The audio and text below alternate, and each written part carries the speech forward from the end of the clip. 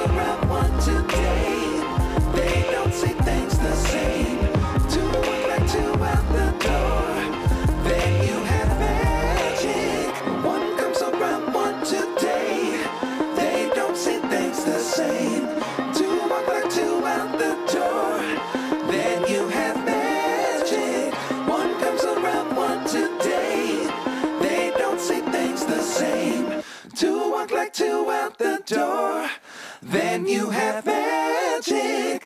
Alright, I got the clamp rack done, specifically designed for the parallel clamps. I got Bessie and Jet parallel clamps, and quite honestly I'd like to have more, and this one actually worked out so well, I think I'm going to build another one right here. So this actually works out really well. I can put my long ones over here, or I can put my short ones over here.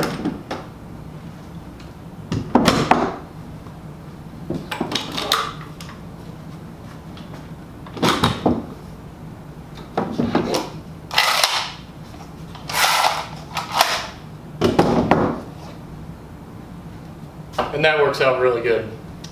I like this design so much, I think I'm going to put plans up on my website for this. I will leave the link up to you. You can make it whatever you want. Just note, if you make them real long, you may have to put some little bit of support here on the bottom stretcher. And I might even have to here because it's flexing a little bit, but that's no big deal. I can put a little support right there and call that done. So if you want plans for the clamp rack, it'll be over on my website, MFWoodShop.com. I've put up several plans now, and including my miter station and the assembly table that I built a few weeks ago. So go check out the plans, and I think that'll about do it today. Thank you for watching. Don't forget to like, share, and subscribe. And as always, I'll see you next time.